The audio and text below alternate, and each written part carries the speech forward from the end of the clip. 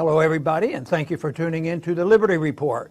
With me today is Daniel McAdams, our co-host. Daniel, good to see you. How are you this Monday, Dr. Paul? Well, doing very well. Good. Ready and raring to go, and looking around for some news. There's always some news out there. Something, but the always. most important news is always hidden, so we have to go looking for the real stuff. That's true. Because sometimes Russiagate is the only thing in the news, and they're running out of steam on that, if you've noticed. It looks like it didn't turn out to be much of a scandal, except it backfired. And the accusers were the ones who were colluding, doing all the collusion. But if you have something, do you have a news item that you'd like to make a comment on? I want to go into what's going on in Syria, because there are some big changes going on in Syria. But any other news item? Just one thing, actually, I mentioned in an interview that I did yesterday. There was a piece in the Washington Post a couple of days ago, and I don't have the title in front of me, but you can easily find it. But it's a fascinating article. It's one of those ones that make you wonder, how did this get past the censors? But essentially what it does, it talks about a new study in Afghanistan showing that the Taliban have successfully set up a parallel state throughout most of the country. And they're not ruling by force, they're not beheading, and they've even softened some of their stance on girls going to school and this sort of thing. So they said they're using persuasion more than anything in preparation for governing when this is all over. Do you mean that a country might solve some of their problems if outsiders didn't go in there and try to mess it up? Yeah, it's amazing. If the U.S. were to pull out, they'd probably make a deal with the government in Kabul. Well, I have one little item I want to mention before we talk about Syria, and that has to do with tariffs. You know, it's a big issue, and it's getting bigger and bigger, although at the beginning, it didn't seem like anybody was paying any attention. Trump mentioned it in the campaign, and the first year he mentioned it, but all of a sudden this year, this was active. He started threatening and putting it on. Actually, it's pretty confusing. There's a lot of threats. Few are put on. Some haven't gone into effect yet. But I think people are getting serious about it because the stock market's getting a little bit nervous. It's been down, I think, 8 out of the last 9 days. So they're concerned, and it's usually related to this issue of trade. But I find one thing that's interesting. Trump threatened yesterday or on the weekend, which I think is a significant reason why the markets are down today sharply, that he said that China wants to buy stock in some of our companies, and they might, be related in some way to some technology, and all they're doing is buying stock. And of course, it's argued they may do more. But Trump wants to put a prohibition on the Chinese not buying stock. And I got to thinking, Trump makes all this big issue of trade balance. We buy all that stuff, of course, because we have free money. We print the money. And the Chinese have nothing to do with it. One mistake they made was they monetized it. So if there was dollars came over, whoever held those dollars got yuan for it. But anyway, the trade balances imbalance was a natural consequence of this. So here they go. They finally do what they're supposed to do with their money. They're not supposed to burn the dollars. They've been buying our debt for years. Maybe they're tired of buying our debt, and I think they're less enthusiastic about that. So then they start buying some stock, and Trump wants to put prohibitions on this to prevent the imbalance that has occurred. And one comment made at AEI said, well, with this policy, everything is national security, so everything they do, and that's the justification. But this trade war is getting worse. It's been around before. Everybody knows about it. But it's, to me, pretty amazing how much support the tariff situation has gained. It's easy to demagogue, and even on our website, we get a lot of challenge of people. Well, we got to protect the people. But what people don't realize, if we want to put on a tariff to solve a problem with China, we put a tax on the American people. The whole thing doesn't make any sense. Yeah, there's a lot of we'd like to talk now about Syria.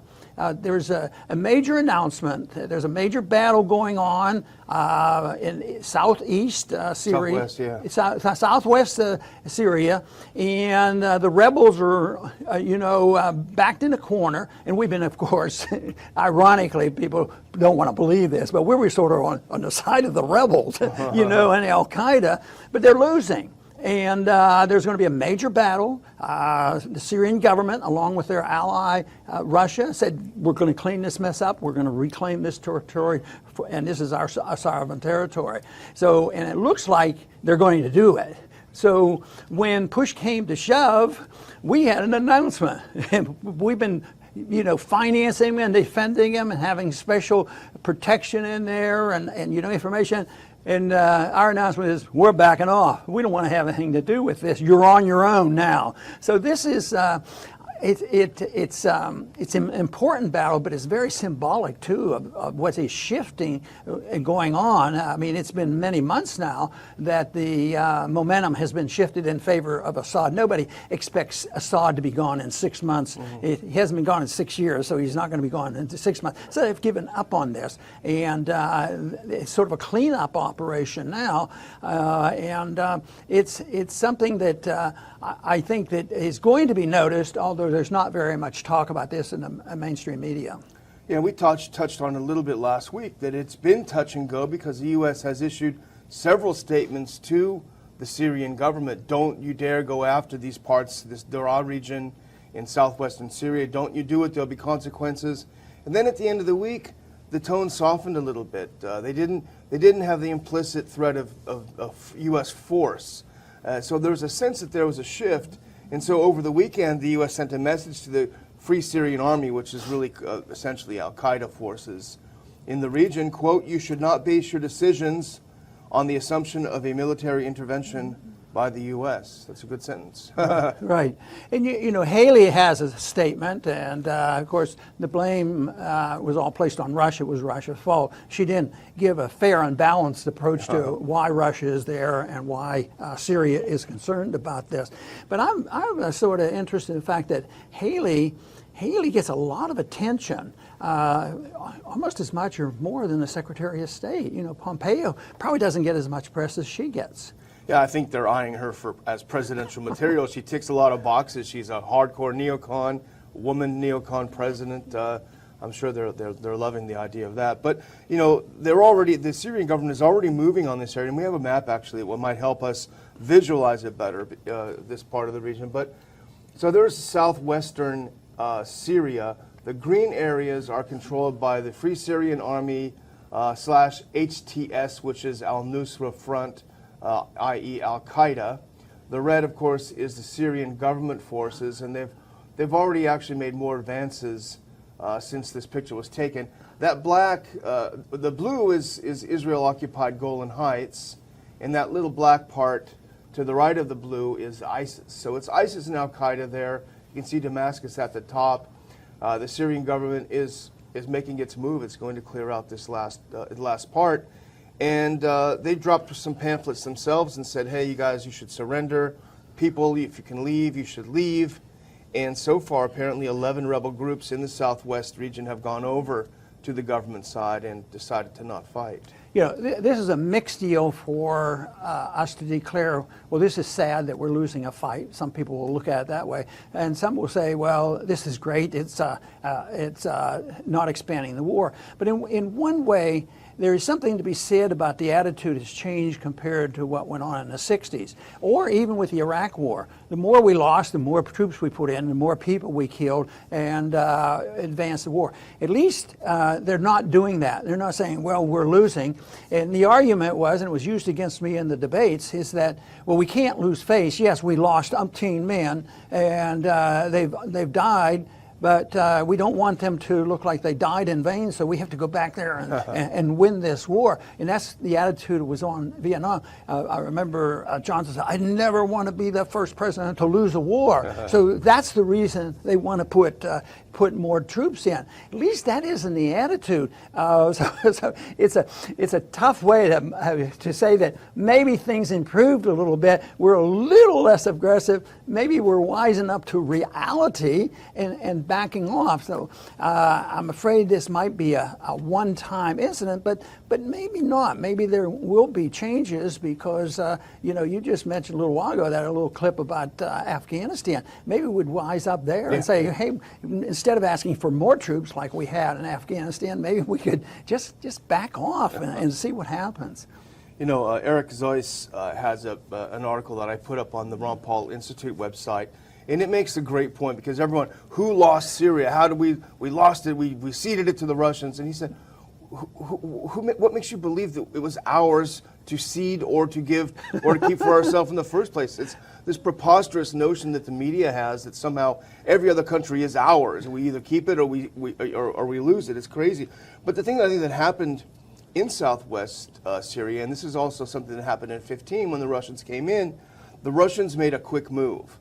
The Syrian government said, we're going to get rid of this area, we're going to flush out Al-Qaeda, we're going to retake this territory. The Russians said, okay, we're there with air support, we're sending in tons of equipment that you're going to need for it. And I think it caught the U.S. into a situation where you're really going to go to war with Russia over Al-Qaeda in southwest Syria. And I think that's what happened. I think wisely, Trump blinked. Right. And, you know, all these kind of problems, I think, are pushed by and managed by our CIA in secret.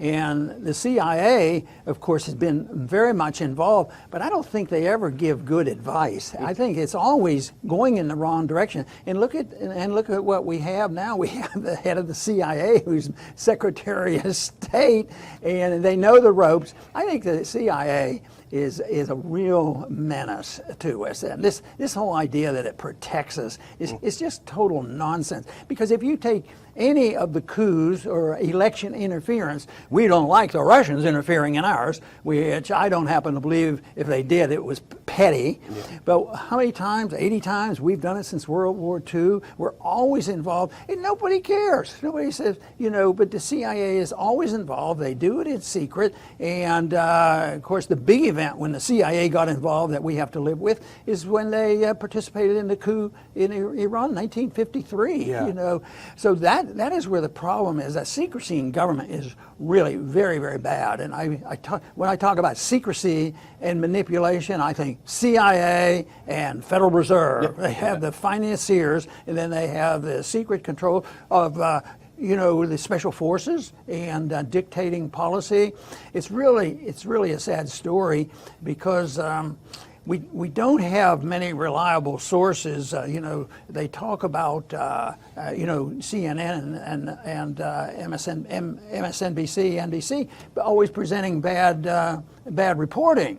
But you know, the other side, the Republican side, has to build up the warmongering stuff. So the American people don't have a whole lot of choices. So I hope we can contribute to helping to sort some of this out. Yeah, and you know, this was the CIA's baby. This Free Syrian Army / Al-Qaeda troops, particularly down there. This was the CIA's baby. It's one of their most expensive operations in history. They were paying all the salaries, sending in billions of tons of equipment and all this and that. And boom, it just dropped like a rock as a total, complete failure.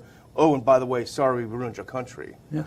And we have this strategic ally with the enemy, and then when we don't do so well, like in Libya and Syria, who ends up with the weapons? They end up against us or against you know, Assad and other people who deserve a little bit more respect. But our weapons, you know, are so often used against us. And of course, there's the financial angle. There's a lot of waste and fraud and abuse and subsidizing and supporting the enemies. So in one way, we can keep our fingers crossed. This is not really bad news for us. And some people would say, no, we can't let this stand because this looks like a failure and we have to. There's still people today who complain that the main problem we had in Vietnam is that we gave up too soon. You know, we only sacrificed 60,000 people, then we didn't give up, so we needed more troops. 250,000 troops on the ground wasn't enough. We should have had 500,000, 750,000 to prove that we own the world. Well, I think eventually this little episode here in Syria, which you describe as a major episode with the CIA, that this may be a signal that we don't have the weight that we think we have you know, around the world and running the world, because eventually empires do fail. It's just a matter of time. And of course, the people calling for all those more troops were not in uniform themselves, just like the neocons of today, which reminds me of Josh Rogan, the neocon who writes for the Washington Post. He tweeted out earlier today, crying all these tears about how Russia is violating the deconfliction agreement by helping Syria get rid of the al-Qaeda rebels in southwestern Syria. This is the canard that they've been saying over and over, and Nikki Haley has repeated it too, and so has the State Department.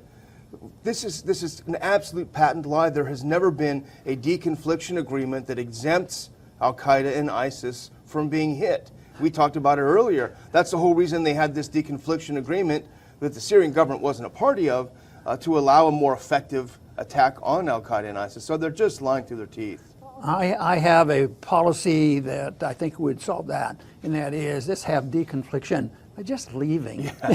We don't need the conflict, because it's interesting, though, that some people say the problem today is the American people don't pay attention because there's not a draft and not enough Americans are being killed and people aren't getting excited. But I think ultimately, though, it will come home to roost. There's always a cost, and people do suffer. There's a lot of people mentally and physically, and the killing that has gone on, not only with our people, but with so many others. But this is something that has to change, and hopefully people will witness this and say, it doesn't make any sense. It just doesn't make any sense, because if you look at what happens after you get rid of Saddam Hussein or Gaddafi, what would have happened if they had gotten rid of Assad? There's no reason to think, everything would have been okay. Yeah, on the contrary. And here's another thing that's interesting in the context of this whole thing. John Bolton, ironically, may go down as sort of a peacemaker in a way. He's going to Moscow on Wednesday, expected to pave the way for a Trump-Putin summit in July on the wings of this NATO summit in mid-July. And they're expected to discuss Syria. They're going to talk about probably this area. So interestingly, this is in the news, this supposed meeting that's going to be scheduled between Trump and Putin. This might be some sort of turning the corner, in foreign policy. Let's hope so. That's a big challenge, but that would be something to have that happen.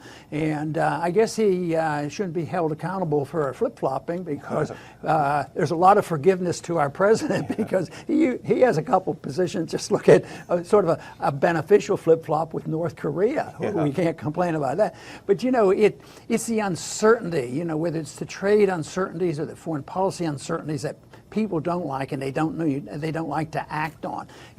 It was so much different, say, in this horrendous war of World War II.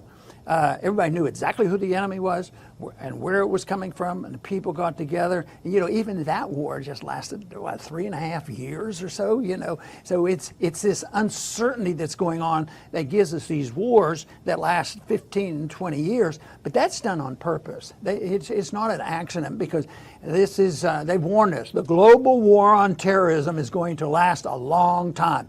It is. But the global war on terrorism means nothing more than the domestic war on Americans and American civil liberties. Absolutely. I would just finish by saying, really, when this last pocket of al-Qaeda and ISIS is cleared out, the U.S. military presence inside Syria will make that much less sense than it does now, and it makes very little sense at all. So the question is, how does the U.S. extricate itself from Syria? We're claiming we want to stay there forever, we're not going to leave, but also claiming that they're fighting ISIS, which is no longer there. So that'll be the next domino to fall, so to speak, and we can only hope sooner rather than later. Finally, get your tickets to our conference in August, ronpaulinstitute.org/conference. We'd like to see you. There's a lot to discuss. Very good. And we're talking about Assad and her ally, the Soviet or the Russians. We did not mention today anything about other players in the game, Iran and Israel. And it's all involved. It's very, very complicated. But so often people can trace back the complexity of these issues when we get involved, because we do have a lot of clout, we have a lot of money and a lot of weapons, and we stir the pot. We stir it up economically with sanctions and trade barriers and all these kind of things. So it would not solve all the problems. There would be the conflicts. But I tell you what, the world would be a lot better off if we just minded our own business, come home, maybe pay more attention to our own borders rather than